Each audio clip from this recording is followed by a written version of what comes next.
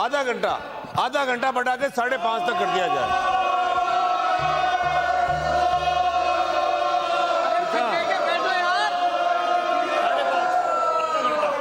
आधा घंटा सदन का समय आधा घंटा बढ़ाया जाए। विपक्ष में सदन का समय आधा घंटा बढ़ाया गया। श्री राजकुमार रोत। अन्य सभापति महोदय, आज आपने राज्यपाल महोदय के अभिभाषण पे बोलने का जो अवसर दिया उसके लिए बहुत बहुत धन्यवाद। आज राज्य सरकार का ये 3 वर्ष का जो कार्यकाल हुआ और वर्तमान में राज्यपाल महोदय के अभिभाषण पे अभी जो पक्ष विपक्ष का जो चल रहा है कि हम डाल हम पात, इधर से डाल इधर से पात, और सरकार वर्तमान में एक मजबूत स्थिति में खड़ी हुई है। और अभी जो स्थिति बनी हुई है, आज 3 दिन से जो अवसर दिख रहा है कि राजस्थान की जनता ने इनको चुन के भेजा था कि हमारी समस्या को विधानसभा के पटल पे रखेंगे, हमारे क्षेत्र की जो मांग है उसको विधानसभा में रखेंगे, इस जनता की बात को विधानसभा तक पहुंचाएंगे। इस बात के लिए राजस्थान की जनता ने इस सदन में भेजा। लेकिन ये जो 2-3 दिन से ड्रामा जो चल रहा है, उस ड्रामा से कहीं न कहीं इस लोकतंत्र की जो हत्या की जा रही है।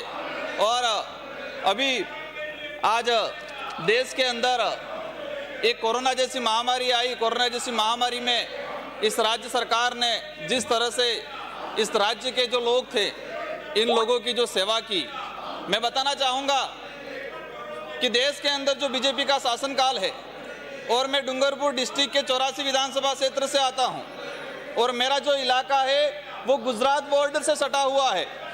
वर्तमान में गुजरात में बीजेपी की सरकार है। जब कोरोना की दूसरी लहर आई और दूसरी लहर के अंदर इस देश की जो गरीब जनता है, उस देश का जो मजदूर वर्ग है, उनके साथ जो केंद्र सरकार ने जो स्थिति की, अगर देख सकते उस रात को कि हमारे प्रधानमंत्री आधी रात को फैसला करते हैं और एक आदेश पारित करते हैं कि राज्य में किसी भी जिले में किसी भी प्रकार का मूवमेंट नहीं होना चाहिए। अगर मूवमेंट होता है तो संबंधित जिला कलेक्टर, जिला एसपी पे कार्रवाई होगी। ऐसे आधी रात को उठ के हमारे देश के प्रधानमंत्री और गृह मंत्री कहते हैं। और उस समय देश के लोगों की जो स्थिति बनी थी, मैंने मेरी आंखों से देखा है गुजरात बॉर्डर पे। उनकी वजह से गुजरात से लोगों को पशुओं की तरह बाहर इधर फेंका जा रहा था, और इधर के कलेक्टरों की भी मजबूरी थी, क्योंकि एक प्रधानमंत्री जी ने आदेश पारित किया था कि उन लोगों की स्थिति खराब हो गई थी।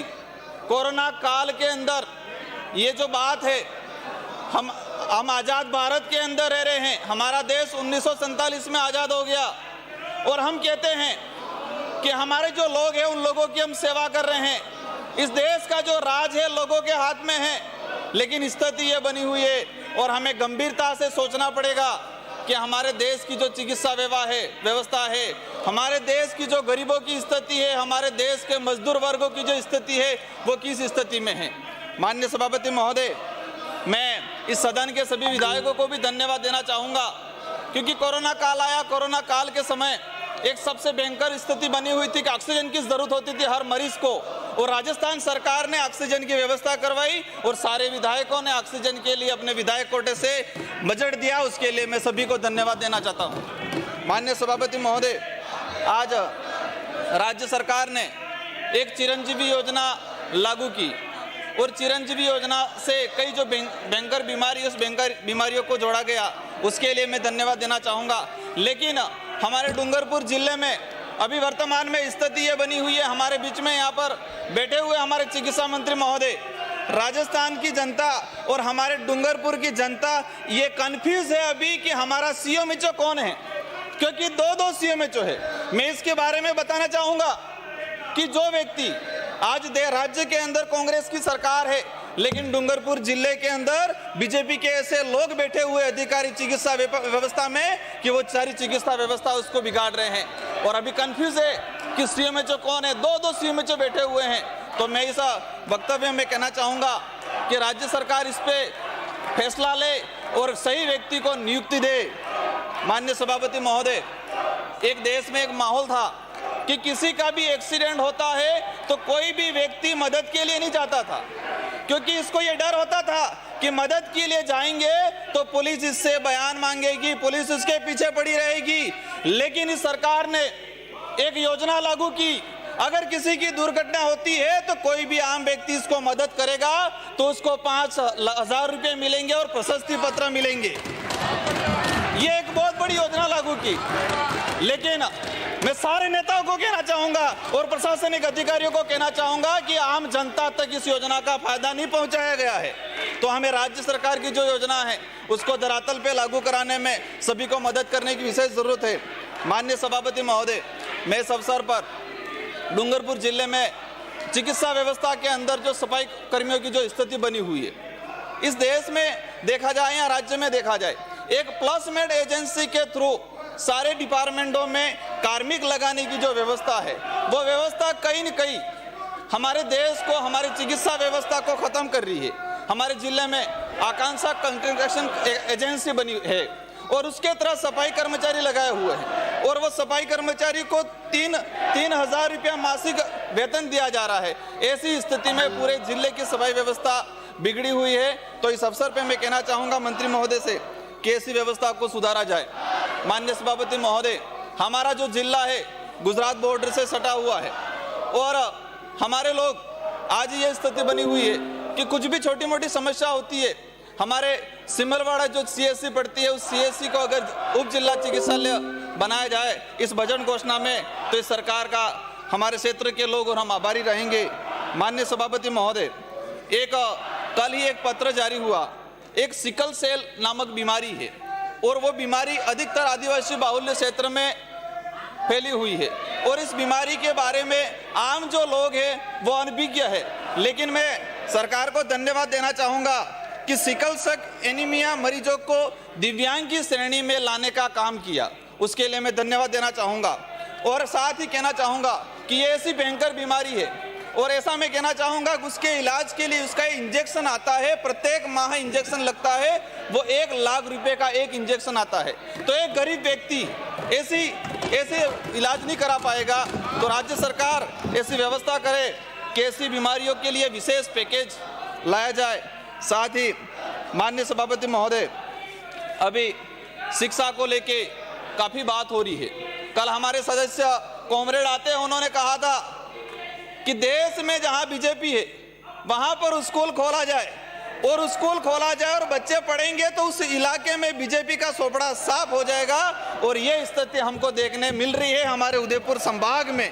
और हम जो कहना चाहेंगे, आज बड़े दुख की बात है कि शिक्षा के क्षेत्र में राजस्थान में कालीबाई भील ऐसी बालिका थी, उस बालिका ने अपने गुरु को बचाने के लिए और अपनी शिक्षा के लिए अपनी जान की बलि दी। उसको अंग्रेजी शासनकाल व्यवस्था में वहाँ के स्थानीय रजवाड़ों ने उन पे गोलियां चलाई और उन्होंने अपनी जान गंवाई। लेकिन बड़े दुख की बात कहते हुए कि पिछली बार हमारे देश, हमारे राज्य का जो मुख्यमंत्री थे वो एक महिला थी और उन्होंने इस राज्य की कई स्कूलें बंद की और उसमें एक स्कूल हमारे कालीबाई के नाम से रास्ता पाल के अंदर कालीबाई का जो जन्म स्थान था वहां पर जो स्कूल खुली थी, उस स्कूल को बंद करने का काम किया इन लोगों ने।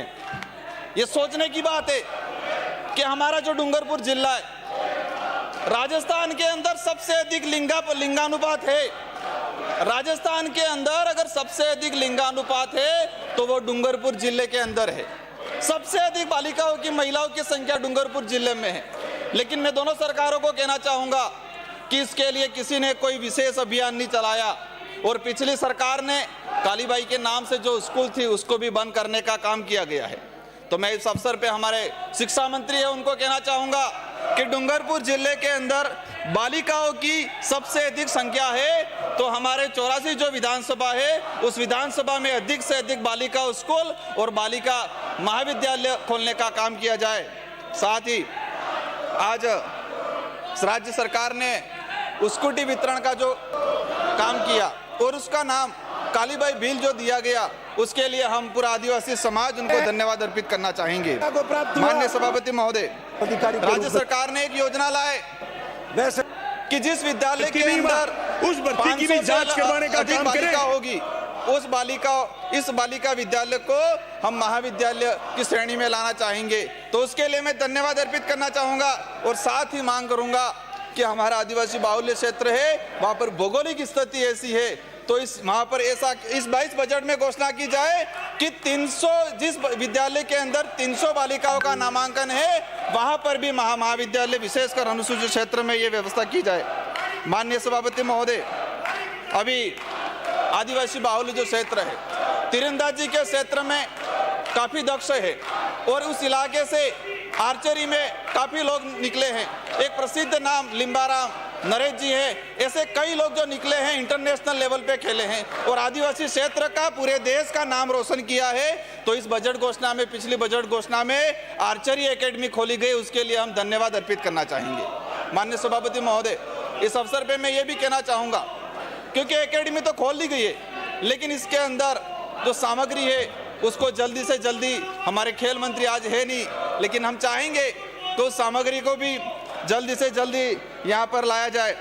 माननीय सभापति महोदय, हमारा जो डूंगरपुर जिला है, मैंने शुरुआत में कहा था कि इधर डाल डाल इधर पात पात, एक गंभीर स्थिति बनी हुई है कि वहाँ पर मैं इस सरकार से भी अनुरोध करना चाहूँगा सभापति महोदय, और आपके माध्यम से राजस्थान की जनता को भी बताना चाहूँगा कि अभी हर लोग कहता है, कांग्रेस पार्टी के सारे नेता कहते हैं कि बीजेपी से देश को खतरा है, बीजेपी देश के लिए घातक है, लेकिन हमारे डूंगरपुर जिले के अंदर हमारे कुछ ऐसे कांग्रेस के लोग हैं जो कांग्रेस का मुखौटा पहना हुआ है और वो बीजेपी के हैं। उन लोगों ने कांग्रेस के सदस्य बीजेपी को देके बीजेपी का जिला प्रमुख बनाने का काम किया।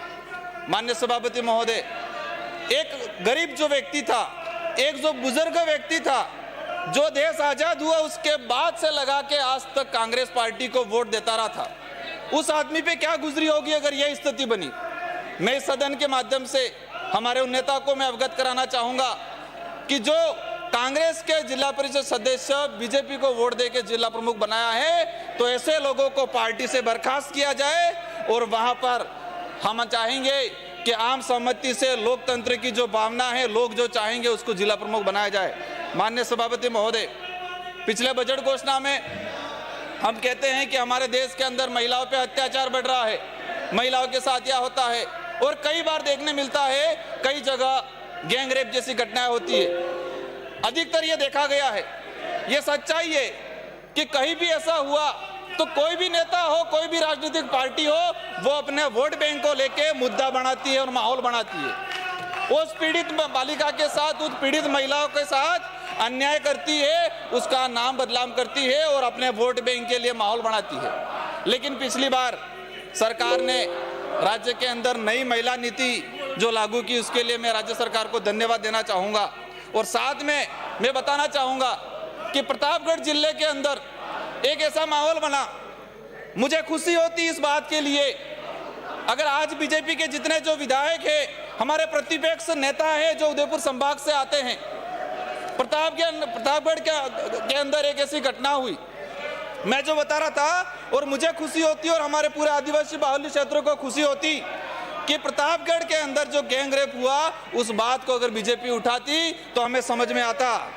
लेकिन ये मानना पड़ेगा कि वहां पर प्रतापगढ़ के अंदर एक जो सीआई लगे हुए थे, उस सीआई ने एक डकैती के मामले में कुछ मुलजिमों को गिरफ्तार किया और उनके मोबाइल जब्त किया और उस मोबाइल के अंदर 30 से 35 नाबालिग बालिकाओं के साथ बलात्कार किए हुए वीडियो थे। 30 से 35, ये मैं नहीं कह रहा हूं, वहां के पुलिस अधिकारियों ने मीडिया में बयान दिया। उस बयान में कहा गया है कि उन लड़कों के पास 30 से 35 नाबालिग बालिकाओं के वीडियो थे। लेकिन हुआ क्या, विपक्ष को अपनी जो जिम्मेदारी थी उसको संभालने की जरूरत थी, लेकिन विपक्ष ने भी जाके उल्टा ये काम किया कि जिस पुलिस ने निष्पक्ष काम किया था उसको निलंबित कराने का काम किया। माननीय सभापति महोदय, ये मैं जो विधानसभा में आया, मैंने शपथ लिए कि हम लोकतंत्र की पालना करेंगे, हम संविधान की पालना करेंगे और जो भी बोलेंगे हम सही बोलेंगे। तो मैं आज सदन को बताना चाहूँगा कि प्रतापगढ़ जिले के अंदर अभी 12 दिन से धरने पे बैठे हुए हैं। ये जो आज की वर्तमान स्थिति में देखा जाए राज्य का सबसे बड़ा इशू है, लेकिन इस बात को, क्योंकि बालिका कौन थी, आदिवासी थी, इसलिए इस मामले को नहीं उठाया जा रहा है। और 1-2 बालिका नहीं है, 30 से 35 बालिका है। हमें खुशी होती कि इस बात को विपक्ष उठाता, लेकिन नहीं उठाया। और सरकार को हम कहना चाहेंगे कि ऐसे अधिकारियों को भी बर्खास्त किया जाए जो पार्टी को, सरकार को बदनाम करते हैं और गलत लोगों को साथ देते हैं, ऐसे दरिंदों को आगे बढ़ाते हैं, ऐसे दरिंदों को, इसका जो मास्टरमाइंड था, जो चोरी का माल खरीदता था, ये जो गैंग थी उसको पनाह देता था, ऐसे लोगों को बचाने का काम किया गया है। माननीय सभापति महोदय, आज देखा जाए वर्तमान के अंदर राजस्थान सरकार ने संविदा कर्मियों का लिए एक कमेटी बनाई, हमारे मंत्री जी बी डी कल्ला जी उसके अध्यक्ष बनाए। सारे संविदा कर्मियों को खुशी हुई कि कुछ न कुछ हमारा समाधान होगा। कई मामलों में प्रोग्रेस हुआ है, उसके लिए हम धन्यवाद अर्पित करेंगे। लेकिन कई ऐसे संविदा कर्मी हैं वो आज भी कहीं न कहीं दर की ठोकरें खा रहे हैं। तो मैं सरकार को कहना चाहूँगा कि सरकार इस अपने कार्यकाल में इन संविदा कर्मियों पे विशेष ध्यान दे, तो संविदा कर्मी भी, राज्य के संविदा कर्मी भी कहीं न कहीं सरकार की ओर ध्यान देंगे। माननीय सभापति महोदय, आज हमारा जो देश है, हमारे देश में नारे लगते हैं कि जय जवान जय किसान।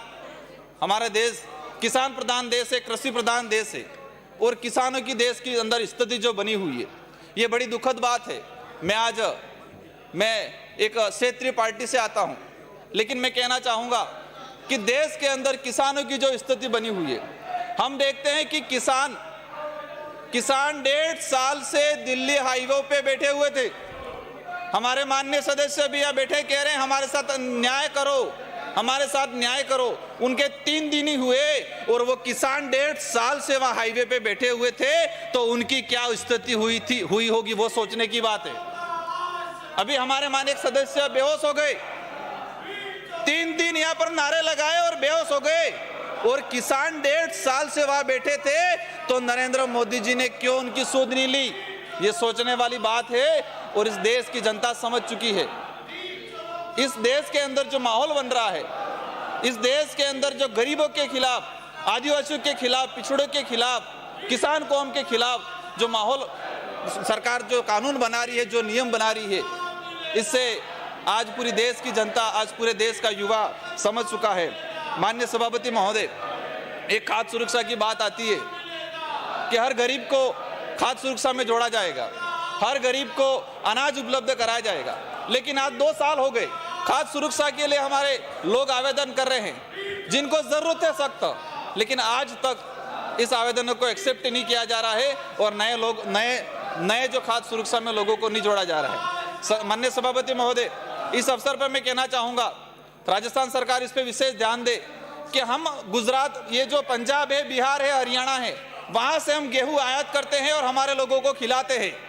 लेकिन हम ये चाहते हैं, राजस्थान की जनता ये चाहती है, राजस्थान का किसान ये चाहता है कि राजस्थान के अंदर जो गेहूं पक रहा है, राजस्थान के अंदर जो खेती हो रही है, वही अनाज राज्य सरकार खरीदे और इन गरीबों को ये जो खाद्य सुरक्षा में जो बट रहा है उसको बांटे।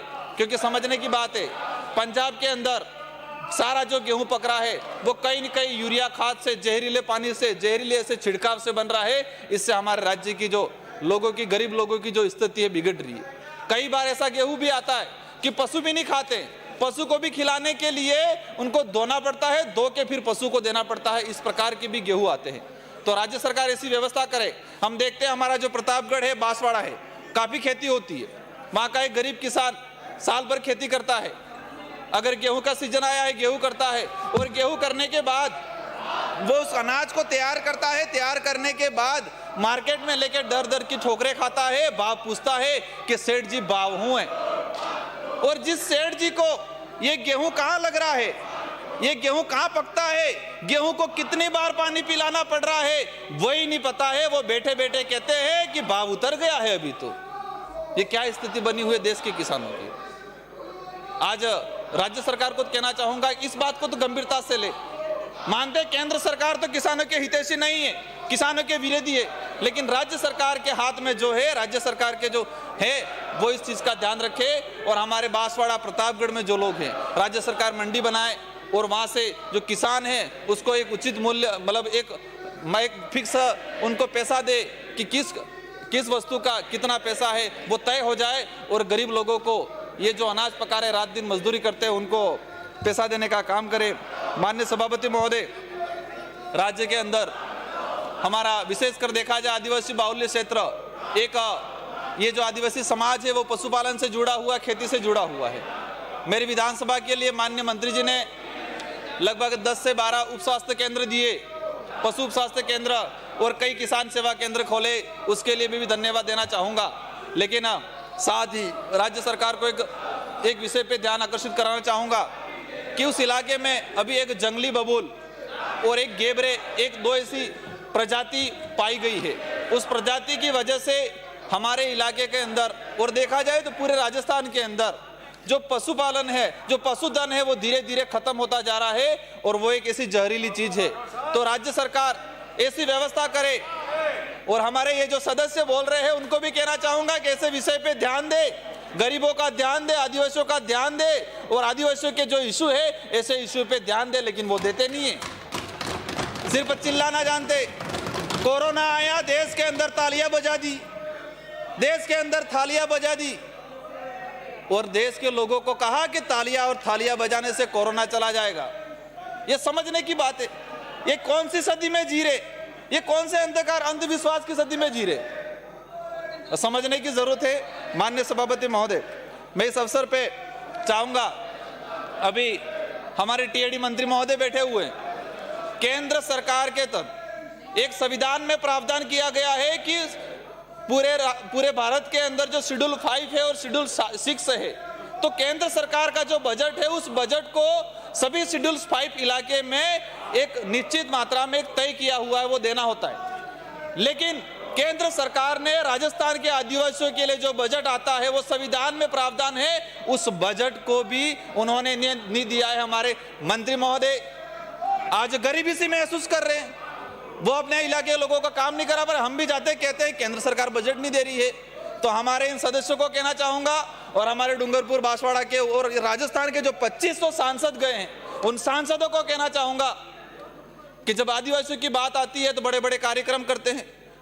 माननीय सभापति महोदय, एक सोचने की बात है, समझने की बात है कि बीजेपी के अंदर एक देखा जाए ये कटु सत्य है कि बीजेपी का जो विधायक होता है, सांसद होता है, उनको आदिवासी शब्द नहीं बोलने दिया जाता है। उनको क्या कहा जाता है? वनवासी कहा जाता है।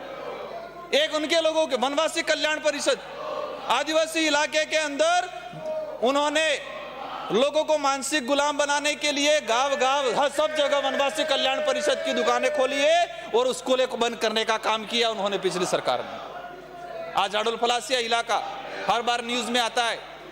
हमारे बीजेपी के एक बड़े दिग्गज नेता है, राजनीति करने के लिए हर बार चले जाते हैं वहां, लेकिन क्या किया उस इलाके में? उस स्कूलें बंद करने का काम किया है और आरएसएस की वनवासी कल्याण परिषद की शाखाएं खोलने का काम किया है। लेकिन यह समय अब दूर नहीं रहा है कि आदिवासी इलाका, गरीब समाज हो, पिछड़ी समाज हो, उनकी जो चाल है, उनकी जो नीतियां है, उनको समझने लग गई है और बहुत जल्दी उस इलाके में खाता भी नहीं खोलने वाला है। माननीय सभापति महोदय, आज वर्तमान के अंदर राज्य सरकार ने प्रत्येक विधायक को 5-5 करोड़ की मिसिंग लिंक सड़कें का काम किया। मैं उनको धन्यवाद देना चाहूंगा, हमारे मुख्यमंत्री जी को, कि सभी विधायकों को, भले वो बीजेपी का हो या कांग्रेस का हो या निर्दलीय हो या क्षेत्रीय पार्टी का हो, सभी विधायक को 5-5 करोड़ रुपए मिसिंग लिंक सड़क देने का काम किया। आज इसकी बार हम चाहेंगे कि इसमें जो एक व्यवस्था बनी हुई है कि भले कोई भी सरकार हो, इस सरकार में भी दिया, लेकिन एक ठेकेदार होता है, उस सड़क को मान लो 100 रुपए की सड़क है, लेकिन वो कहता है मैं इसको 50 में पूरी कर दूंगा, उसको 50% बिलों में इस सड़क को लेता है और घटिया सामग्री का उपयोग करता है। ऐसे कई ठेकेदार होते हैं, ऐसे कई लोग होते हैं। इस पार्टी से कहना चाहूंगा, इस सरकार से कहना चाहूंगा कि ऐसे लोगों को चिन्हित किया जाए कि कौन इस देश का हितैषी है, कौन इस संगठन का हितैषी है, कौन गरीबों का हितैषी है। ऐसे लोगों को ही आगे बढ़ाया जाए। बाकी लोगों को जो घटिया किस्म की सड़कें बनाते हैं, ऐसे लोगों को भी साथ में कार्रवाई की जाए। माननीय सभापति महोदय, आज अभी केंद्र सरकार ने एक प्रधानमंत्री सड़क योजना बनाई। उस प्रधानमंत्री सड़क योजना के तहत देश के अंदर 500 जनसंख्या वाले राजस्व गांवों में सड़क बनाने का नियम बनाया है। अब देश के अंदर जो स्थिति बनी हुई है, हर इलाके में भौगोलिक स्थिति अलग अलग है। हमारा जो इलाका देखा जाए कि एक इस पहाड़ी पे, एक उस पहाड़ी पे, कई बहुत बड़ा राजस्व गांव होगा, उस राजस्व गांव में मुश्किल से 250-300 की जनसंख्या होगी।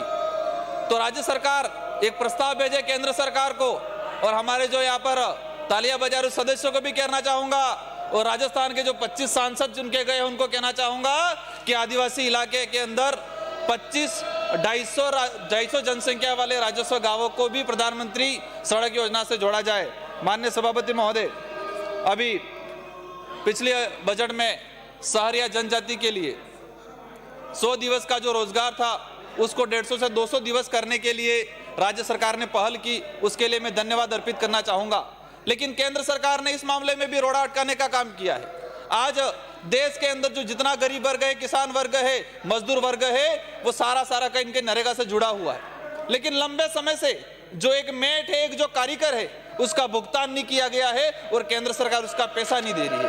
आज वो व्यक्ति 6 महीने से दर भटक रहा है, जिसको रोज की मजदूरी 200 रुपये मिल रही है, वो क्या करेगा?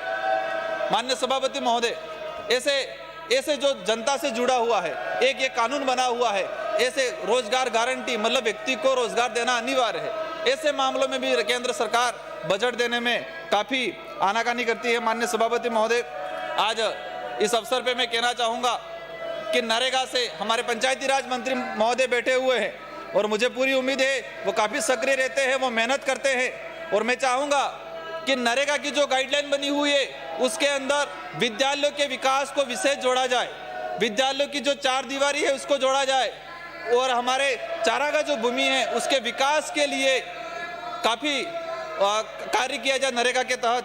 और साथ ही हमारे राज्य के अंदर अभी पिछले बजट में राज्य सरकार ने खेल क्षेत्र में देखा जाए तो कई ऐसे बड़े काम किए, वो काबिले तारीफ है। लेकिन साथ ही हम चाहेंगे कि नरेगा के अंदर एक खेल मैदान है, ऐसे प्रत्येक अनिवार्य किया जाए कि प्रत्येक गांव में, प्रत्येक राजस्व गांव में एक खेल मैदान होना चाहिए और वो नरेगा की गाइडलाइन में जोड़ा जाए। और हमारे खेल मंत्री जी थे, उन्होंने भी, वो खेल में काफी रुचि रखते हैं, उन्होंने अच्छे काम किए। हमारे डूंगरपुर में भी उन्होंने स्टेडियम दिया, लेकिन हम कहना चाहेंगे कि उन्होंने ध्यानचंद स्टेडियम में एक योजना चलाई है और हमसे कह रहे हैं कि विधायक जी को भी 25-25 लाख रुपया देना चाहिए। तो हम गुजारिश करेंगे इसमें थोड़ी कटौती की जाए और उनके कोटे से राज्य सरकार इस बार प्रत्येक विधानसभा में एक बजट घोषणा में करे। माननीय सभापति महोदय, वर्तमान में जल जीवन योजना चल रही है। जल जीवन योजना के अंतर्गत अब केंद्र सरकार ने कह दिया है कि पूरे देश के लोगों को हम पानी देंगे 2023 तक, और पूरे देश के लिए एक तरह का नियम बना दिया है। अब सोचने वाली बात है कि गुजरात की स्थिति अलग है, राजस्थान की स्थिति अलग है और पूर्वी भारत की स्थिति अलग है। सभी जगह एक तरफा एक अनुपात में पैसे केंद्र और राज्य का, और हम जो चाहेंगे, हमारा जो इलाका, एक तरफ देखा जाए रेगिस्तान का इलाका, हमारा इलाका पहाड़ी इलाका, तो केंद्र सरकार ऐसी व्यवस्था करे कि 80% पैसा केंद्र सरकार दे और 20% पैसा राज्य सरकार पे थोके, तो हमें लगेगा कि केंद्र सरकार देश हित में सभी लोगों को एक अच्छा पानी पीने देने की व्यवस्था करना चाहेंगी। माननीय सभापति महोदय, आज अभी वर्तमान में हमारे कड्डणा से गेजी घाटा तक एक बड़ा प्रोजेक्ट था, और उस प्रोजेक्ट को राज्य सरकार ने, हमारे क्षेत्र की जो मांग थी, ये सोचने की बात है कि हमारे लोगों ने 4 दिन तक एक बड़ी जल यात्रा निकाली थी और पिछली गवर्नमेंट ने उस काम को स्टॉप कर दिया था कि इस पे गुजरात गवर्नमेंट का अधिकार है, इसलिए हम पानी नहीं ले पाएंगे। लेकिन हमारे लोगों ने ठान लिया था, संघर्ष किया, 4 दिन तक जल यात्रा निकाली और उस जल यात्रा के अंतर्गत उन्होंने अपना संघर्ष किया और राज्य सरकार ने इसकी बात मानी और इसका आज सफल हुआ। इसके लिए भी हम धन्यवाद देना चाहेंगे। माननीय सभापति महोदय, आज राज्य के अंदर सभी पुलिस थानों के अंदर एक स्वागत कक्ष बनाने का निर्णय लिया। माननीय सभापति महोदय, इसमें कहना चाहेंगे, एक वर्तमान के अंदर पुलिस प्रशासन ने देखा जाए तो कोरोना में भी अच्छा काम किया है, लेकिन एक सोचने वाली बात है, वर्तमान के अंदर डूंगरपुर के अंदर पुलिस प्रशासन के द्वारा प्रत्येक थाने को टारगेट दिया जाता है कि आपको रोज 100 चालान काटने हैं, और उस स्थिति में आज गरीब लोगों को, मजदूर लोगों को रोज सुबह शाम उनके नुकसान किया जा रहा है, उनसे चालान, उनसे पैसा वसूला जा रहा है। माननीय सभापति महोदय, ये सोचने की बात है और आदिवासी समाज महसूस करता है, भले कोई भी सरकार रही हो, लेकिन आदिवासियों के लिए उन्होंने व्यवस्थित ध्यान नहीं दिया गया है। आज भी पुलिस प्रशासन के द्वारा एक लूटने का काम किया जा रहा है। माननीय सभापति महोदय, ये कटु सत्य है। स्थिति ऐसी बनी हुई है डूंगरपुर में कि हमारे डूंगरपुर के विधायक एक कांग्रेस सरकार के हैं और एक यूथ प्रदेश से अध्यक्ष है, और वो 9 घंटे तक धरने पे बैठना पड़ रहा है। ऐसी कार्यशैली बनी हुई है डूंगरपुर पुलिस प्रशासन की। इन चीजों को भी ध्यान रखना पड़ेगा कि एक प्रदेश अध्यक्ष, यूथ कांग्रेस के हमारे प्रदेश अध्यक्ष को 9 घंटे तक धरने पे बैठना पड़ रहा है थाने के अंदर। अब एक बात समझनी पड़ेगी, इसके बावजूद भी हमारे वहां के पुलिस अधीक्षक उनसे वार्ता करने के लिए नहीं आते हैं। ये कौन सी व्यवस्था बना रखी है? ये एक चीज महसूस है कि हमारे इलाके में विशेषकर देखा जाए कि कोई भी सरकार हो, आदिवासी समाज को कहीं न कहीं आड़े हाथों लिया गया है, उनकी बातों को, उनकी मांगों को नहीं सुनने का काम किया गया है। माननीय सभापति महोदय, आज गुजरात के अंदर बेरोजगारी को देके देखा जाए कि बेरोजगारी एक अभी सर्वे आया है कि पूरे भारत के अंदर वर्तमान में 25,000 लोगों ने पूरे भारत के अंदर इस साल पर 2 साल के अंदर, ये गवर्नमेंट का आंकड़ा है, लोकसभा राज्यसभा के अंदर एक क्वेश्चन के अंदर रिप्लाई आया है कि 25,000 लोगों ने खुदकुशी की है। इसमें 9,000 बेरोजगार युवाओं ने खुदकुशी की है और 16,000 लोगों ने आर्थिक तंगी को लेकर खुदकुशी की है। ये हमारे देश की स्थिति बनी हुई है, ये बेरोजगारी की स्थिति बनी हुई है। उन्होंने चुनाव जीतने थे तो कह दिया कि हम ये करेंगे, वो करेंगे। माननीय सभापति महोदय, आज बेरोजगारी की बात आती है, भर्तियों की बात आती है, हमारा जो अनुसूचित क्षेत्र है उसमें एक ऐसा नियम बना रखा है